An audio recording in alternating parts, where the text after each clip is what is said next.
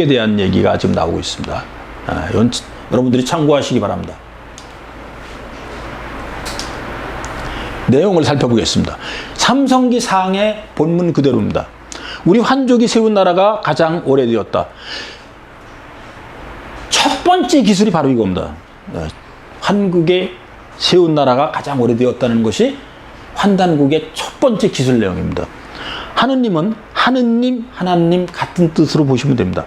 400력의 하늘에 계시며 홀로 우주의 조화를 부리는 신이다. 그러니까 이 환단국이는 너무 오래된 것을 기술했기 때문에 우리가 구체적으로 기술된 내용은 그렇게 많지 않고, 여러분들이 우리 인류 최초의 국가, 한민족 최초의 국가가 환국이라는 것만 확인하시는 계기가 됐습니다 싶습니다. 광명으로 온 우주를 비추고 대권능의 조화로 만물을 낳았다. 영원히 사시며 항상 즐거움을 누린다. 지극한 조화 기운을 타고 스스로 자연하시다. 형상 없이 나타나고 소리 없이 행하신다. 여기서 핵심적인 내용은 이것만 말씀드리고 싶습니다. 우리 민족이 최초로 세운 나라가 환국이다. 우리 환족이 세운 나라가 가장 오래되었다. 여기 보면 오한건국 최고라는 것이 환단국의 첫 문장입니다. 우린 거기하고 연관이 있다고 보시면 되는 거고, 환국이 최초라는 것을 선언한 것만으로도 여기서 우리는 의미를 찾을 수 있습니다. 두 번째입니다. 어느 날 동료 동남 800명을 흑수와 백산의 땅에 내려 보냈다.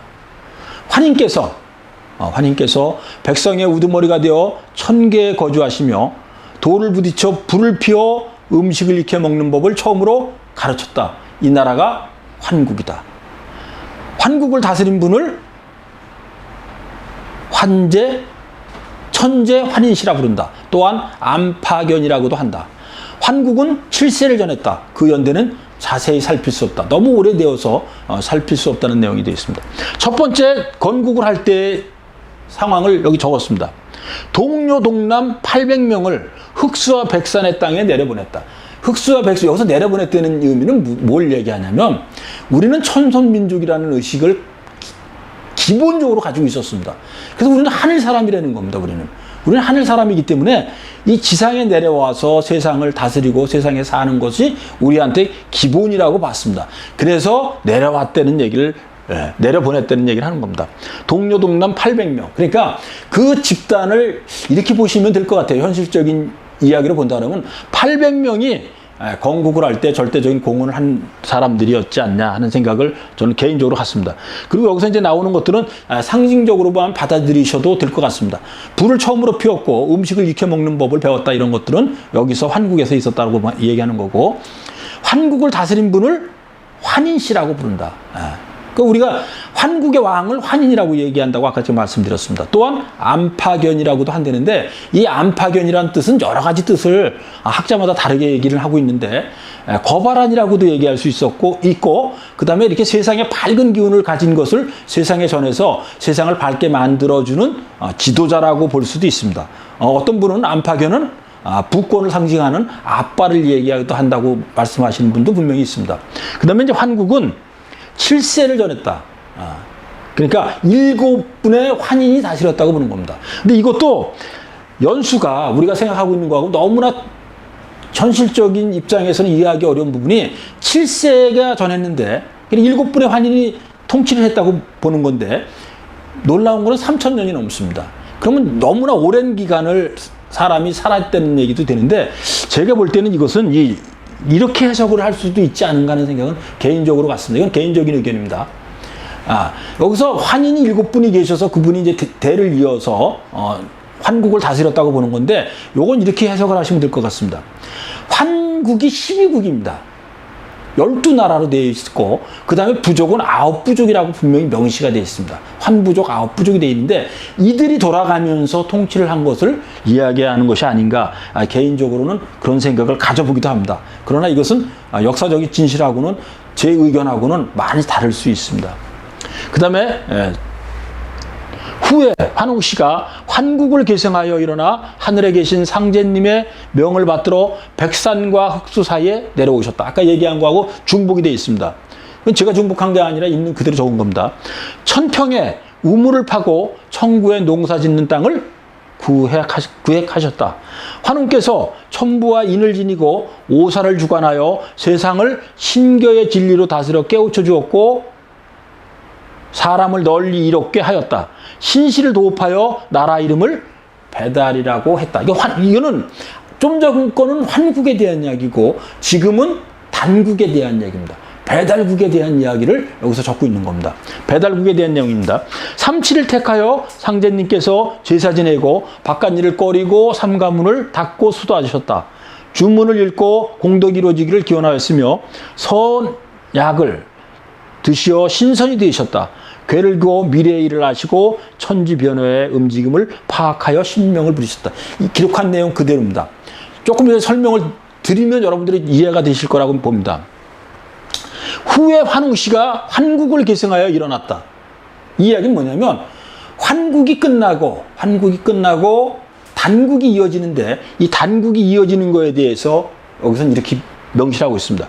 물론 여기에는 뒷부분으로 가면 어떻게 환국에서 단국이 만들어지는가에 대해서는 다시 자세하게 나옵니다. 그건 그때 가서 다시 한번 여러분들하고 이야기를 하도록 하고 오늘은 여기 있는 내용만 가지고 설명을 드리도록 하겠습니다.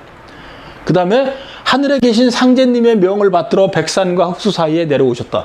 이것도 여러분들은 백산과 흑수라는 것만 계산하시고 여기 백산이 어디 있고 흑수가 어딘 거에 대해서는 제가 이 자리에서는 말씀을 드리지 않겠습니다. 천평에 우물을 파고 우물인데 자전과 여정 이렇게 나왔거든요. 자정은 남자들이 쓰는 우물이고 여정은 여자들이 쓰는 우정입니다. 그때는 아마 따로 썼을 수도 있고 어떤 의미를 담은 것일 수도 있는데 명확하게 지금은 거기에 대해서 답을 내리기는 어려움이 분명히 있습니다. 근데 분명한 건 천평이라는 곳에 하늘에 내려온 그 평지를 얘기하는 건데 개마공원 같은 거라고 보시면 됩니다. 천평에 우물을 파고 청구에 농사 짓는 땅을 구획했다. 그러니까 환국을 건국할 때는 청구라는 곳을 여기서 분명히 명시를 하고 있습니다. 그 다음에 환웅께서 아까 얘기했죠.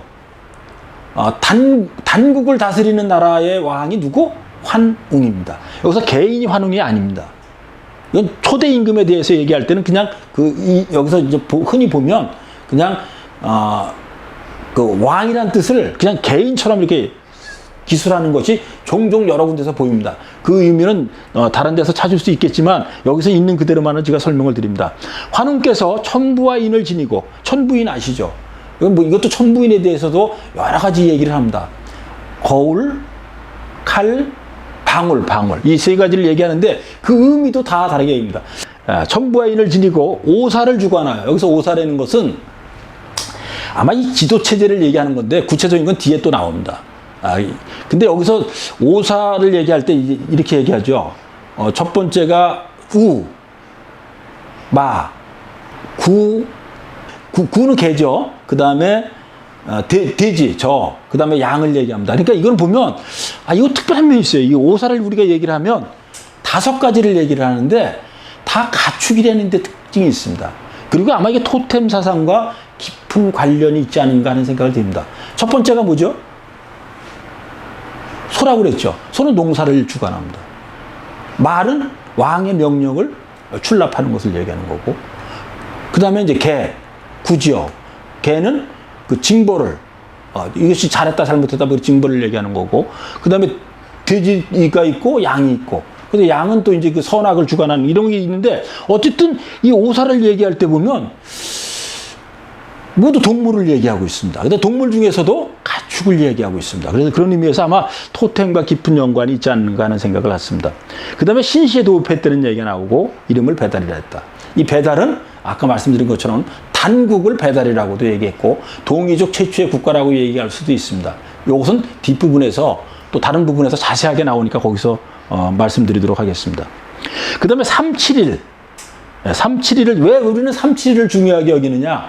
이거는 태백일사에서 또 자세히 여러분들하고 나눌 수 있는 기회가 되고 제가 분명히 말씀드리지만 여기 나와 있는 것만을 그냥 그대로 제가 설명드리는 것을 우선적으로 하고 뒷부분에서 자세히 나오기 때문에 그런 거에 대해서는 설명을 나중에 자세히 그 자체 본문 중에 들어있으니까 그때 확인하시기 바랍니다.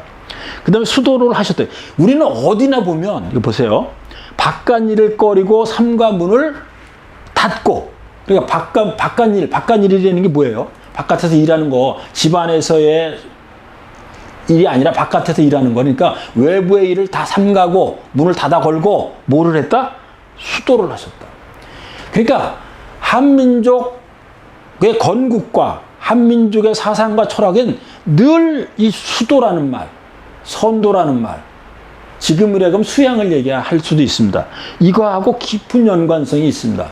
이 연관성은 뒤에 태백일사에 아주 명시가 돼서 자세하게 설명이 나옵니다. 그 다음에 여기 이제 다음으로 신선이 되셨답니다. 우리가 신선 사상을 얘기를 흔히 하는데 우리는 다시 한번 돌아가는 단계를 신선을 많은 얘기를 하고 있습니다. 근데 이건 좀 독특한 면이 있는 거예요. 이런 면이 우리가 북두칠성과 북극성을 이야기하는데 그거하고 신선하고는 또 별개의 세계입니다. 어쨌든 두 개의 세상을 우리는 같이 공존하고 있는 것을 우리 역사 속에서는 확인할 수 있는 것을 환단고기에서 보실 수 있습니다. 그 다음에 이제 삼성기사항의 네 번째입니다. 여러 신명한 인물과 명철한 인재를 모았다. 웅시종료인을 맞아들여 황후로 삼으셨다. 혼인 예법을 정하여 짐승 가죽으로 패백을 삼게 하시고 농사를 짓고 가축을 기르게 하시고 시장을 열어 교역을 하였다. 구한족이 사는 모든 지역에서 곡물과 새를 바치고 무새와 짐승들까지 따라서 춤을 추었다. 후세 사람이 최고 신으로 모시고 세세토록 제사 지내기를 그치지 않았다. 배달국 신시시대 말기에 치우천왕이 천구를 널리 개척하였다. 환웅천왕의 배달시대는 18세를 전하였으며 1565년을 누렸다. 이렇게 이제 이것도 단국에 대한 이야기를 적고 있는 겁니다. 우리가 단국을 이야기하면 배달국이라고 말씀드렸죠. 거기에 대해서 바로 전거와 그대로 이어지는 것입니다. 웅시종료인을 맞아들여 황후로 삼으셨다고 분명히 명시를 했습니다. 그러니까 이 환국에서 단국을 만들 때의 과정을 얘기하는 겁니다. 이때 웅시종료인을 맞아들여 황후로. 우리는 이제 쑥과 마늘을 가지고 토굴에 들어가서 뭐 그런 얘기 있잖아요.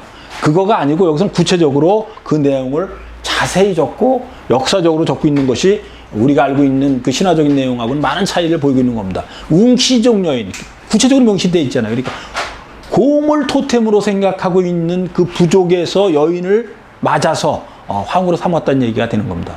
그 다음에 이때 결혼할 때의 상황을 이렇게 적은 겁니다. 혼인예법을 정해서, 혼인예법도 그때 처음으로 정해졌고 짐승 가죽으로 패백을 삼게 했다는 것도 내용이 나와 있고, 그 다음에 농사를 짓는 것도 이때부터였다고 여기엔 명시가 되어 있는 겁니다. 그러니까 우리가 환국시대에는 농사를 짓지 않았다는 것을 알 수 있죠. 여기에는 농사를 처음으로 졌다는 얘기가 여기서 명시가 되어 있는 걸로 봐서 이때부터 농사가 시작되지 않았나 하는 생각이 듭니다. 이 단국은 지금 우리 하여금 만주 일대라고 보실 수 있습니다. 그러니까 만주 일대에서는 두 가지를 같이 했던 거라고 보면 됩니다. 그러니까 목축도 했고 농사도 지었고 그 다음에 가축도 이때 처음으로 기르게 됐다는 것을 여기서 명시를 하고 있습니다. 그 다음에 시장도 단국 시대에 열었다는 것을 여기에 적고 있습니다. 이것은 5일장을 얘기하는 겁니다.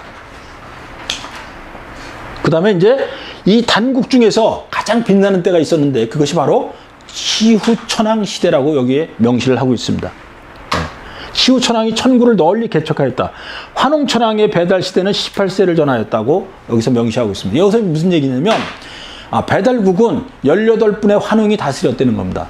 근데 그 연도는 한 1500년 정도 됐다고 보시면 됩니다. 삼성기 5번째. 후에 여기서는 단군을 얘기하는 겁니다. 여긴 단군에 대한 기술을 적고 있습니다.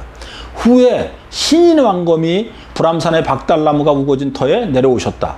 여기도 내려오셨다라고 되어 있죠. 이유는 제가 말씀드렸습니다. 왕검께서 지극히 신성한 덕성과 성인의 인자함을 갖추고 능히 선대의 환웅, 성조의 법을 그렇게 그 앞서 분들을 얘기하는 겁니다. 환인과 환웅을 얘기하는 거죠. 성조의 법을 이어받고 하늘의 뜻을 받들어 인륜의 푯대를 세우니 공덕이 높고 커서 찬란하게 빛났다. 구한의 백성이 모두 기뻐하고 진실로 복종하여 천재의 화신으로 추대하여 임금으로 옹립하니 이분이 바로 단군 왕검이시다. 왕검께서는 신시베달의 옛 법도를 되살리고 아사달의 도읍을 정하여 나라를 열었으니 조선이라 했다. 여기 이 삼성기에서도 고조선에 대한 이야기를 지금 기술하고 있습니다. 예. 왕검이, 신인 왕검이, 여기서 신인은 인간 사람이라는 뜻입니다. 하늘에서 내려왔기 때문에 신적인 요소도 가졌고 여기에 지금 현재 다스리고 있으니까 인간의 모습도 갖추고 있다는 그런 의미로 받아들이시면 가장 편하지 않을까 하는 생각을 갖습니다. 그래서 신이기도 하고 인간이기도 하는 왕검이 불암산의 박달나무가 우거진 터에 내려오셨다. 아까 말씀드렸죠. 그 이유는 우리는 천선민족이기 때문에 하늘의 뜻을 그대로 이 지상에 실천하는 걸로 받아들여서 내려오셨다는 의미를 분명히 하고 있습니다. 그 다음에 여기 보시면 구한의 백성이라고 분명히 여기도 명시를 하고 있습니다. 환국도 12나라 9부족이라고 말씀드렸듯이 고조선도 마찬가지입니다. 구한, 여기서는 환이라고 얘기를 했습니다. 백성이 모두 기뻐하고, 그러니까 9개의 부족으로 만들어진 것을 이해할 수 있습니다. 이 9개의 부족으로 완전히 만들어진 것이 아니라 지배계층이 9개의 부족이 지배계층이라고 보시면 이해하는 데 도움이 될 거라고 봅니다. 그 다음에 아사달의 도읍을 했다. 그 다음에 나라 이름을 조선이라고 했다는 것을 여기에 명시하고 있습니다. 이것은 우리가 삼국유세에 적혀져 있는 내용하고 아주 상당 부분이 유사하게 중복이 됩니다. 한반도 고조선에서 인정 안 하고 고구려에서부터 한반도에서 일어난 역사만 기록한 게 그게 가장 정상적인 거야. 근데 그거를 고조선까지 올라가 버리면 중국 조상이 우리 염제신농이나 태후복희가 중국의 조상인 황제인데 그게 우리 또 조상이야. 동이족이야. 맞아요. 그렇게 올라가 버리면 우리가 중국 역사를 우리 것이라고만 주장하면 되냐 이 말이야. 그래서 환단고기가 문제가 생기는 거예요. 무슨 말인지 얘기했죠? 환단고기를 쓴 사람은 중국의 역사에 있는 지도자가 동이족이다 이렇게만 이야기하면 됩니까? 중국의 동이족이 꽉 찼는데 내 말이 이해가 갑니까 안 갑니까? 그러니까 이거를 구분하려니까 현대 역사를 공부한 자들은 그것을 식민사관은 잘라야 된다. 고구려 때부터 그냥 우리 실질적인 한반도의 역사를 써야지. 러시아로 중국으로 넘어가 버리면 염제신농이나 태후복희가 그래 동이족이야. 그래 버리면 중국 역사하고 섞여가지고 이것도 아니고 저것도 아니야. 무슨 말인지 이해가죠? 그럼 우리의 5,000년으로 역사가 올라가 버리고 10,000년으로 올라가 버리면 우리 역사가 중국 역사예요. 그리고 인도 역사야. 그럼 전 세계 역사가 돼버려요. 근데 그걸 10,000년으로 올라가고 아담과 하와를 여섯 번째 만들 때잖아. 제일 처음에 네피림 만들고, 호모 에렉투스 만들고, 호모 사피엔스 만들고, 네안데르탈인 만들고, 미토콘드리아 이브 만들고, 그 다음 아담, 하와. 그 아담이 환인이거든. 환인이 환웅을 만드는 걸 아담이라고 그래. 그러면 그때 그걸 10,000년 전에 만들었는데, 그럼 10,000년 전에 만든 그 조상, 인류의 역사는, 10,000년 가는 역사는 아시아밖에 없단 말이에요. 그래, 안 그래? 그러니까 인류의 역사는 지금 10,000년으로 올라가 버리면, 환단고기가, 그 환단고기의 역사가 바로 중국의 역사고, 인도의 역사고, 모든 종족의 역사라니까 그게, 맞아요. 근데 그걸 우리만의 역사라고 주장하니까 식민사관을 가진 사람들이 볼 때는 한심하게 이럴 데가 없지. 그러면 우리만의 것이라고 고집하냐? 이렇게 나오는 거예요. 인류 역사가 기껏해야 현대 역사가 10,000년인데. 아니, 우리가 10,000년 된 환인 때부터 10,000년인데. 그 10,000년이라고 그러면 그 10,000년이 인류의 전체 역사가 그 안에 다 들어있는 거야. 맞죠? 이제 대충 여러분 이해가 가죠? 그래서 뭐 환단고기니 뭐니 삼는 것은 세계 역사서야. 환단고기가 세계 역사서예요. 맞아. 그래서 내가 이렇게 보면서 그런 주장하는 사람들 쳐다보면 아니 세계 역사를 공부하는 거야? 한민족 역사를 공부하는 거야 도대체가. 맞아, 안 맞아요? 그건 인류의 역사서입니다. 인류가 그렇게 내려온 거야. 북부여로 해서 뭐 이리 내려가고, 만 지난 변환으로 내려가고, 이게 다 중국 역사 이야기하고 맞물려 있는 거예요. 그 깊이 들어가면 러시아 역사가 그 들어있고, 서라브족이 들어있고, 거기 몽고족이 들어있고, 한족이 들어있고, 조선족이 들어있고, 고려족이 들어있고, 아니, 거기에 수많은 종족이 그 안에 들어있어. 근데 그걸 굳이 어떻게 그 옛날에 호적도 없는 시절에 족보를 우리가 만년까지 거슬러 올라간다는 거 이해갑니까? 맞아요, 그게? 호적도 없는 시대에 그 우리 호적은 최근에 만들어진 거 아닙니까? 100년도 안 됐는데, 그러면 그 호적도 없는 그 시대를 저 고조선 가져와서 만년을 거슬러 올라가 봐. 그거를 환단곡이라고 해가 우리가 떠들고 다니면 그게 우리 역사입니까? 세계인의 역사입니까? 세계인의 역사다 이 말이에요. 알겠죠? 그래서 우리가 너무 에고이스트 이기주의로 가면 안 된다는 거. 알겠습니까? 거기에서 허경영이가 신인으로서 여기 와서 세계를 통일하려고 하는 것은 세계는 하나의 역사를 가지고 있다는 거. 알겠습니까? 알겠죠? 다만 지리적으로 이 한반도가 핵이라는 거. 한반도에 머무른 민족이 가장 사만사원이 좋은 지역에서 타일민족으로 거주하다 보니까 강력해졌다는 거. 이 민족이 세계를 통일한다는 거. 이거는 틀림없어요. 알겠죠? 알겠죠? 그래서 역사는 환난고기는 세계사고, 식민사관은 한반도에 들어와 있는 우리 민족의 역사입니다. 알겠죠? 그래서 지금 우리 역사학자들은 이것도 부정할 수 없고 저것도 부정할 수 없는데 환단고기는 거의 부정을 하잖아요. 그 이유가 바로 이런 데서 있는 겁니다. 알겠죠? 마치 독도가 일본 땅이라고 주장하는 것은 환단고기와 같은 주장을 하는 거야. 맞아, 안 맞아요? 그러나 실질적 지배자는 코리아야. 우리가 가지고 있잖아. 이거는 식민사관과 같은 주장이야. 맞아, 맞아요? 지금 우리가 실용적으로 가지고 있는데 옛날에는 저거 거였다는 거야. 마치 중국 역사를 옛날에는 우리 거였다는 거야. 그러니까 중국이 바라볼 때 우리 역사를 보고 한심하게 생각해요. 무슨 말인지 이해가죠? 아니, 우리가 독도를 우리 땅에 이러는데 일본이 자기들 옛날에 자기들 거라니까 우리가 한심해 안 해? 한심해 하죠? 옛날에 자기들 거였대. 마치 중국의 염제신농이나 태오보키가 중국의 사망의 황제거든요. 중국을 잇게 한 세 사람의 황제 중에 두 사람이 우리 쪽이란 말이야. 그러면은 우리 조상도 그 사람들 조상이야.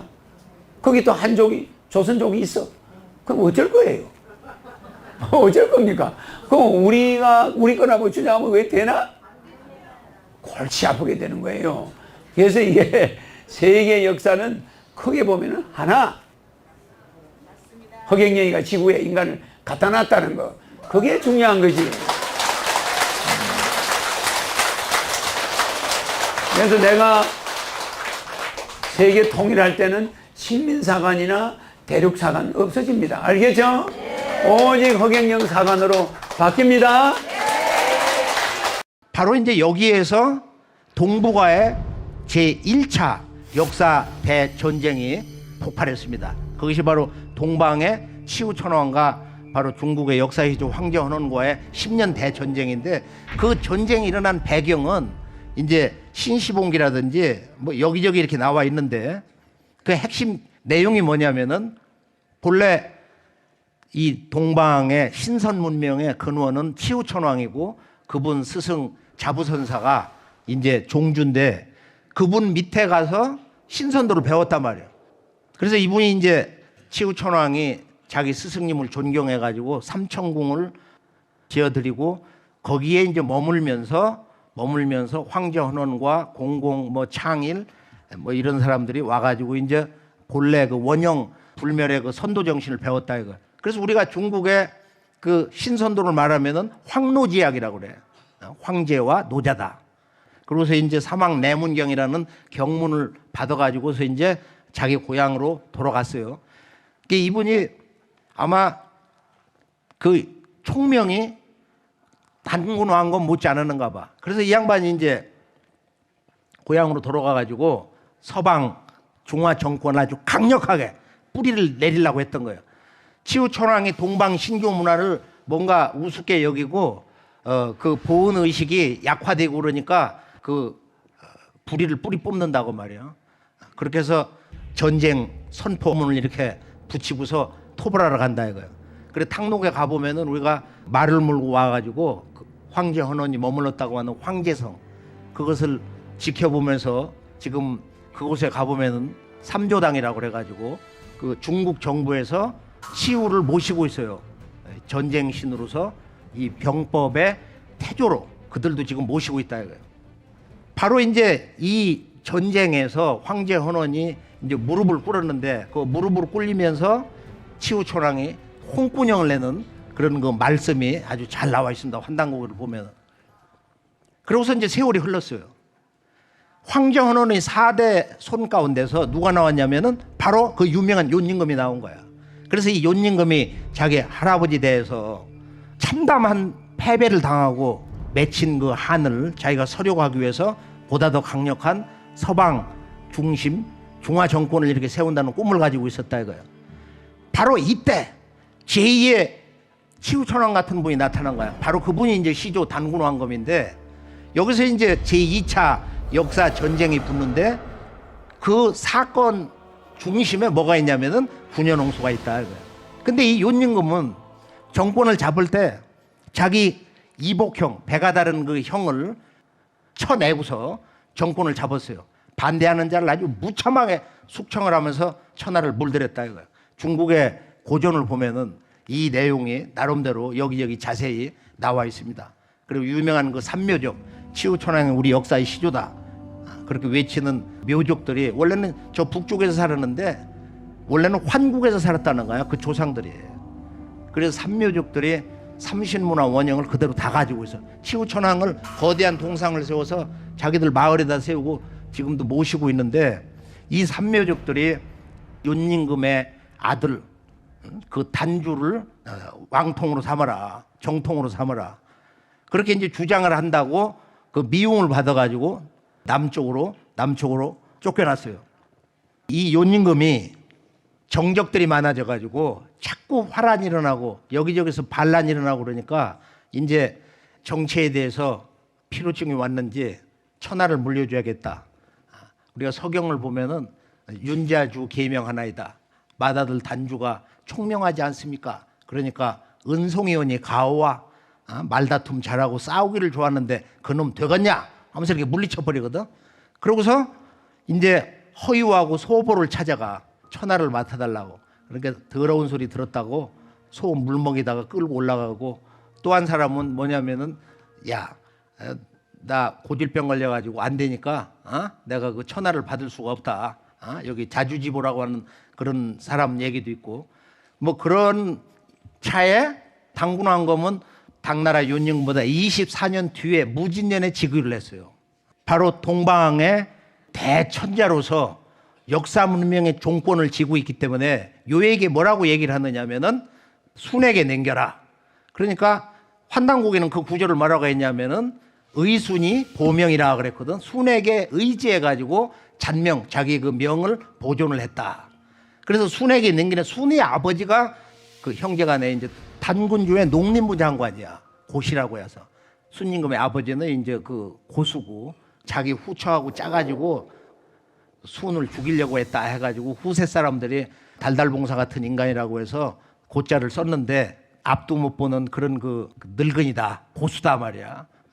지금 이 욘임금과 동방의 그 단군 개국조하고의 이런 그 역사 대전쟁이라고 하는 것은 300년 전 제1차 동서방 역사 대전쟁 탕록 대전쟁의 그 갈등이 더 강하게 지속이 돼가지고 중국 서방의 그 중화 중심의 정권이 뿌리 내리려고 하는 그것을 시조 단군 왕검이 뿌리를 친 것이 바로 지금 단군조선이 삼한 체제인데, 그때 이제 무슨 사건이 벌어지느냐면은 이 홍수가 이제 자주 일어나는데, 단군 왕검도 지구의 50년에 홍수가 일어나가지고 지금 강화도 마리산에서 참성단을 쌓고 직접 올라가셔서 천재를 올리셨단 말이에요. 그러고서 17년 뒤에 중국 본토에서 군현 홍수가, 기록을 잘 보면은 실제 이 홍수가 듬성듬성 해가지고 10년 이상, 한 근 20년 계속된 것 같아요. 소위 군현 홍수라고 그러는데, 그렇게 해서 이 중국 천하가 물난리가 나가지고 황하, 양자강 이런 데 하루 아주 다 뒤집어지고 난리가 났단 말이에요. 그래서 이 치수관 곤이 실패를 해가지고 이제 우산에 가서 무참하게 죽고, 그 아들 사후 성은 사시고 이제 우가 후에 이제 운임금인데, 하나를 연 운임금인데, 이 사람이 이제 치수관이 돼가지고 고민을 하는 거예요. 생명을 바쳐서 이 치수를 하려고 그러는데 방법이 있어야지. 이때 순임금이 자기 아버지 형제가 조선 조정에 있으니까 단군 왕건께 전통을 보낸 거예요. 치수 법방을 좀 한 수 전해주옵소서. 요것을 5월 춘추에 보면은 뭐라고 조작을 했느냐면은 바로 우가 너무도 나라를 위한 그 근심 때문에 치수 법방이 없을까 하고서 이렇게 고민을 하는데, 꿈에 창수사자가 법방을 줘가지고 그렇게 해서 성공을 했다. 이렇게 이제 이야기식으로 거짓말을 해놨어요. 그래서 우리가 이제 이 군현홍수 사건을 보면은 단군 왕검이 자기 맏아들 부르태자를 어디로 보냈냐면은 산동성 제성현에 있는 낭야성에 이렇게 보냈는데, 낭야는 삼한 가운데 이 번안에 일대 왕이 이제 치두남인데, 치우천왕의 그 후손 직손 가운데서 아주 그 지혜가 뛰어나고 기상이 좋아가지고 전략적으로 그 후손을 번안의 일대 왕으로 삼았어요. 그 아들이 원래 있던 가한성을 개축을 해가지고 이걸 낭야성이라고 그랬다. 중국 현지서도 지금 낭야라고 그래. 낭야성이라고. 낭야가 뭐냐? 이걸 알 수 있는 것은 이 천지간에 오직 환단국이 삼한 관경밖에는 없는 것입니다. 자, 그러면 우리가 이제 여기에서 이 홍수에 대한 전말을 순임금이 직접 이렇게 보고를 하고, 그리고 이때 이제 천하 대난에 대한 진단을 부르태자가 어떻게 내리느냐면은, 이 난리가 일어난 것은 이제 그 윤임금이 쿠데타를 일으켜가지고 정권을 잡으면서 너무 많은 사람을 죽여가지고 천하에 그 원한이 차가지고서 천지신명들 그 원한으로 저주로 이런 홍수가 일어나는 것인데, 동방 신교 문화의 그 근본을 잃어버려서 너들이 이런 대재앙을 지금 당하고 있는 것이다. 그래서 천하에 경당을 많이 짓고 동방 신교 문화 그것을 크게 씨뿌려라. 그래서 이 중국 천하에 동방의 삼신 우주광명 문화가 아주 본격적으로 들어가기 시작한 것은, 물론 그전 황제 헌원부터도 기본은 있었지만은 바로 부르태자부터 시작되었다고 봅니다. 그러고 나서 이제 그 사태가 너무 심각하니까 중국의 동서방 제후들을 아주 전부 회집을 시켜가지고 지금 강소성 있는 바로 회계산, 소위 도산에 모이게 해가지고 거기에서 이제 천하 대난 군현홍수의 참상을 실제로 이제 듣고서 단군 왕검의 오행치수지법, 소위 홍봉구주를 전해준 거예요. 서경에 보면은 이 홍봉구주 전수 사건에 대한 내용이 나옵니다. 단군 왕검을 천재로 이야기하고 있어요. 동방의 천재, 하나님의 아들이 되는 임금님이다, 이렇게 이제 이야기를 하고 있습니다. 그래서 우리가 도산을 가보면은 5월 춘추에 나와 있지만은 운임금이 나중에 치수에 성공을 해서 이제 인심을 대서를 이렇게 얻고, 순임금이 남부 순행을 갔다가 창호에서 갑자기 죽어버리고, 그때 아마 비극적인 죽음인데 그 두 왕비 아왕여영 자매지간이지만은 순임금 아내였어요. 본래는 이제 윤임금의 두 딸인데 오빠 단주 그 역사를 너무 잘 알고 있다 이거야. 저 앞에 보면 이비지묘다 이렇게 했는데 두 왕비가 소상강에서 몸을 던져 투신 자살해서 죽어버리는데, 그 무덤 바로 뒤에 있는 대나무만 저렇게 검은 반점이 있어요. 이걸 소상반죽이라고 그러거든. 예로부터 아주 역사에 소상반죽 얼마나 비통한 슬픔을 이기지 못해가지고 피눈물이 저기에 세계적 아마 저 대나무를 붙들고 울었는가 봐. 그러고서 이제 그 몸을 던졌는데 사마천 사기 진시황봉기를 제가 예전에 20대 때 이렇게 보니까 진시황이 저 동정에서 배를 띄워놓고 이렇게 노는데 갑자기 이렇게 이제 물결이 사나워지니까 여기 수신이 누구냐? 바로 아황과 여영입니다. 그 전각을 다 당장 부셔버리라고 말이에요. 이게 그 역사 전설이 그때도 그렇게 내려오는 거예요. 지금 이 9년 홍수 치수 성공의 이야기가 중국의 서방 정권이 완전 붕괴해서 패망당하는 그런 절대적인 위기의 순간에 조선의 이 시조 단군 왕검이 바로 이 우주사상 홍봉구주인데 나라를 다스리는 9가지의 큰 규범이다. 근데 5번째 보면 그게 뭐냐면은 바로 거기에 천자사상이 있어요. 그게 뭐예요? 바로 두 글자. 황극이다 이거 황극.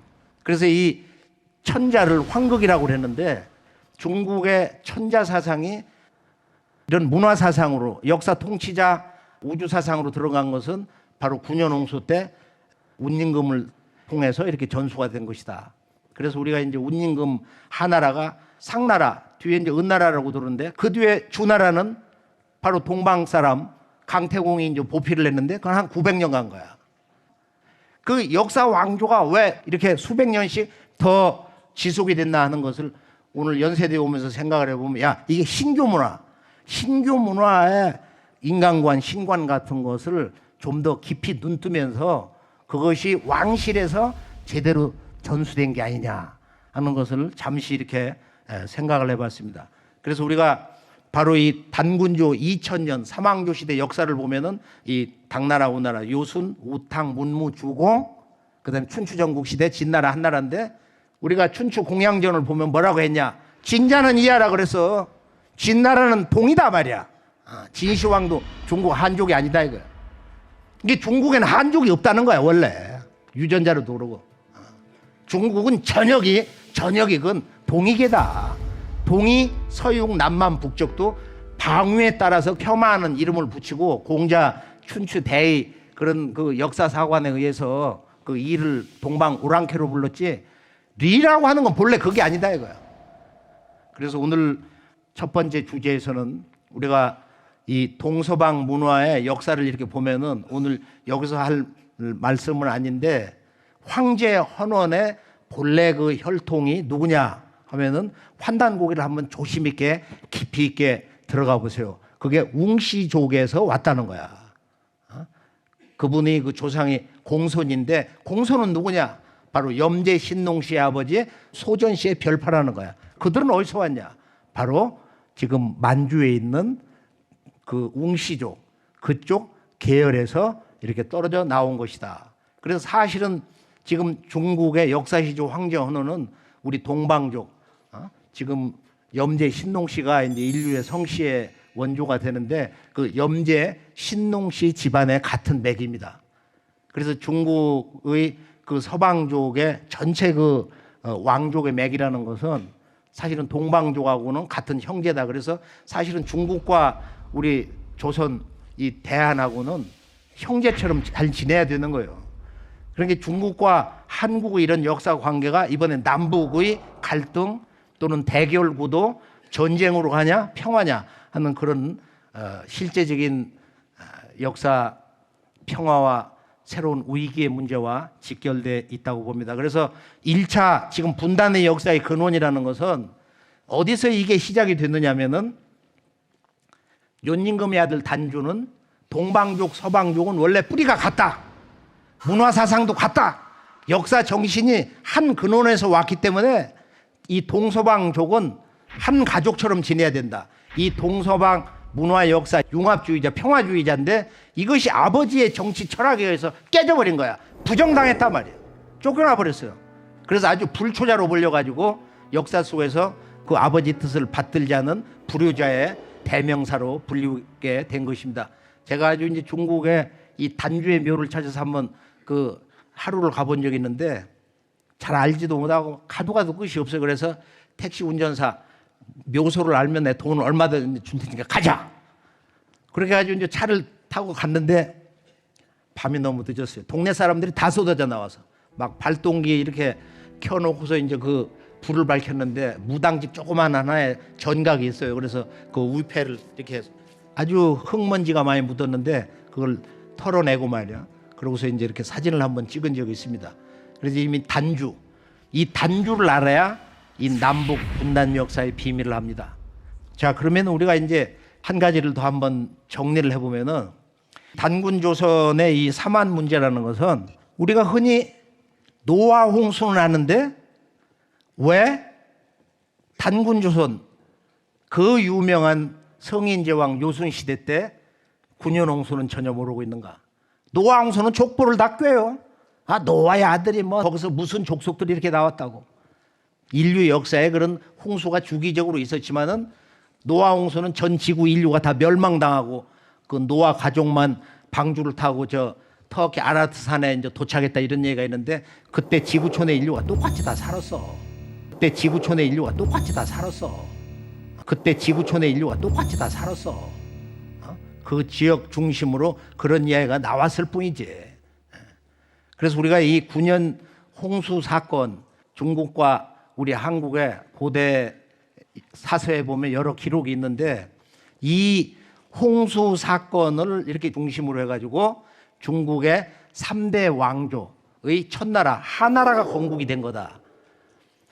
예전에 70년대 후반에 중국 고고학팀들이 옛 하나라의 성터에서 그 성벽이 홍수에 의해서 무너진 그 자취를 직접 자기들이 현장 답사를 해서 확인을 했다.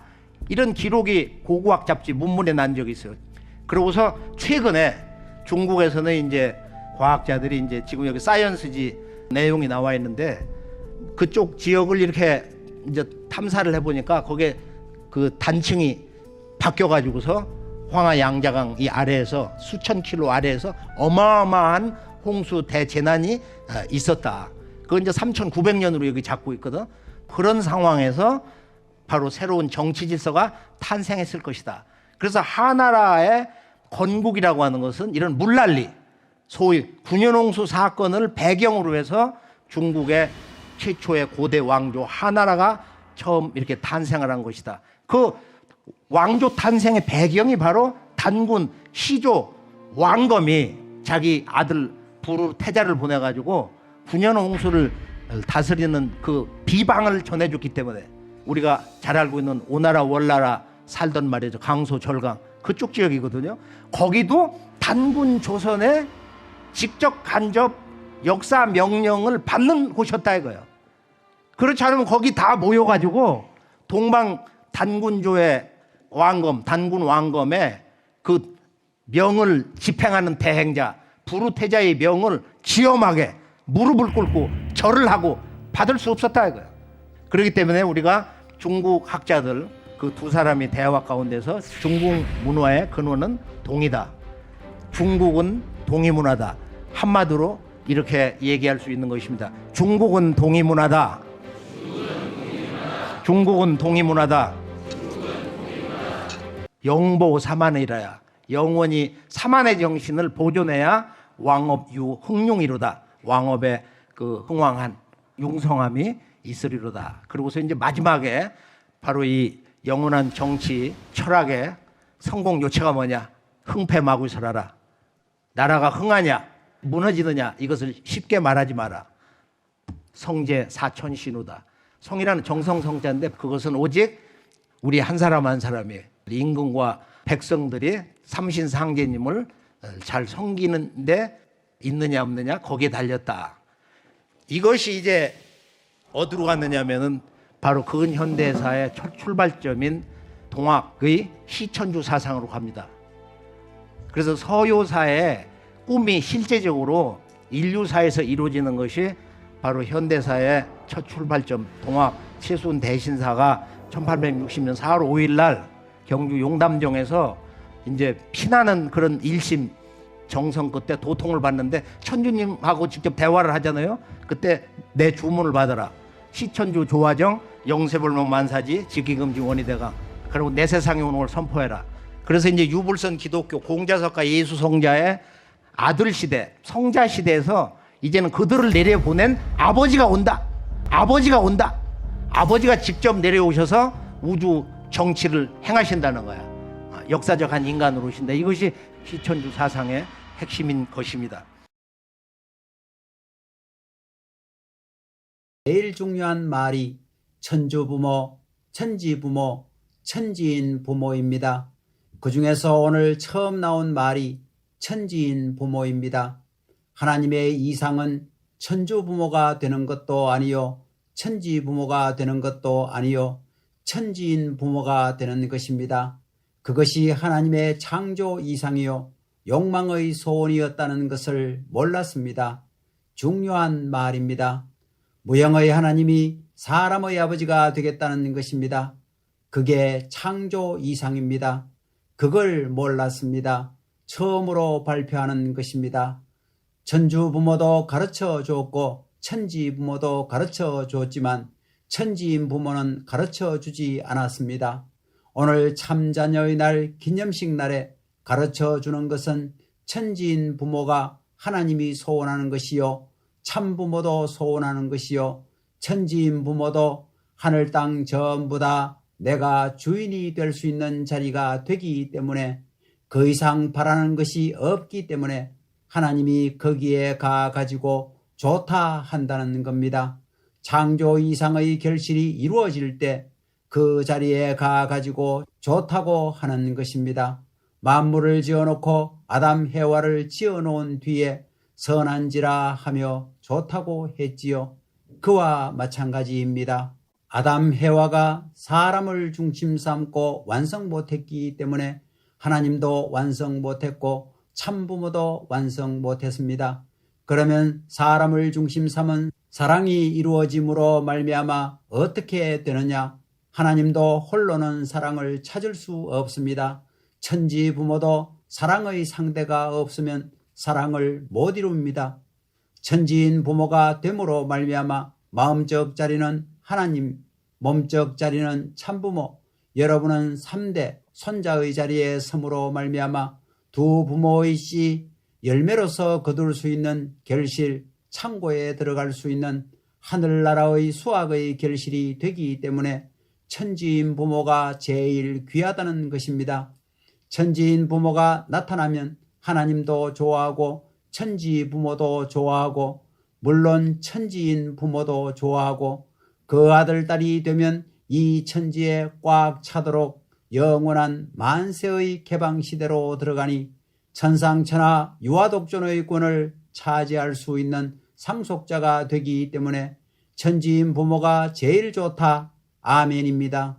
잘 들어요. 여러분과 인류는 자연 감옥에 갇혀 있습니다. 영계도 해방이 안 되어 있습니다. 선생님을 따라가야 되는 것입니다. 지상이나 천상이나 마찬가지입니다.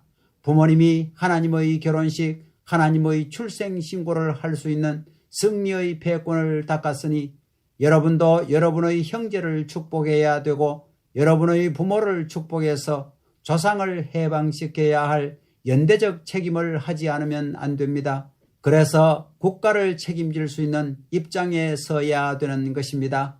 여러분, 가정명세문의 천일국 주인이 누구라고 했습니까? 아담 해와가 타락하지 않았으면 에덴 동산의 주인이 누가 되겠습니까? 그 주인은 하나님이 아니라 아담 해와입니다. 왜? 무형의 하나님이 사랑이라는 것을 혼자 이룰 수 없다는 것입니다.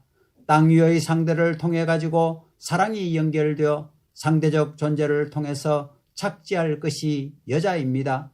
남성적 하나님이 땅을 중심 삼고 여성적 여자 상대권을 중심 삼아 가지고 사랑의 체험과 더불어 사랑의 완결을 해 가지고 아들, 딸을 땅에서 낳는 것입니다. 하나님이 승리할 수 있는 기반이 영계가 아닌 것입니다. 무형의 실체를 가지고는 안 됩니다.